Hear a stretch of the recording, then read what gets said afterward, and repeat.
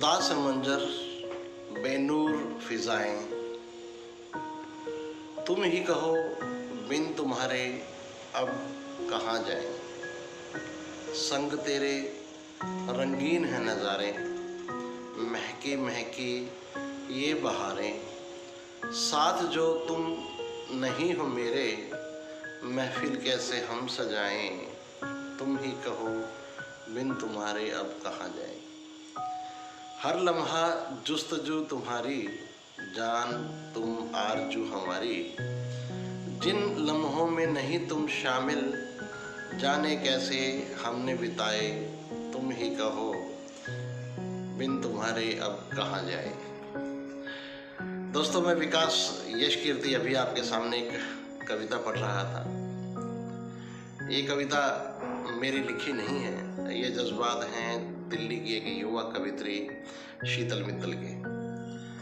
अभी हाल ही में इनकी एक पुस्तक मुझे बिन तुम्हारे कोरियर के द्वारा प्राप्त हुई है। ये पुस्तक छपने से पहले मेरे पास इसकी पांडुलिपि भी शीतल मित्तल जी ने पहुंचाई थी और मैंने इसमें भूमिका लिखी है।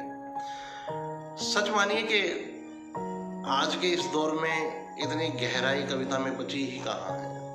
लोग अपने छंद और अपनी मात्राएं पूरी करने में लगे रहते हैं, लेकिन जो जज्बात सीधे दिल से दिल तक पहुँचते हैं, वो कविताएं मुझे शीतल मित्तल के इस काव्य संग्रह बिन तुम्हारे में नजर आई है। और इसकी एक और विशेषता है कि हम जितना आम बोलचाल की भाषा यूज़ करते हैं, हम अपने व्हाट्सएप स्टेटस पर, हम अपने टेलीग्राम पर, इंस्टाग्राम पर, हम जिस भाषा का, जिस लैंग्वेज का यूज़ करते हैं, जैसे हम इंग्लिश बोलते हैं, उसी भाषा का प्रयोग भी कवित्री ने अपनी इस पुस्तक में किया है।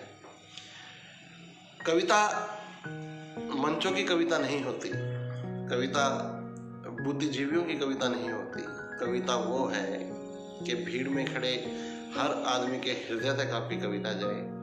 कविता वो है कि अनपढ़ से अनपढ़ व्यक्ति तक आपकी कविता के शब्द पहुंच जाए।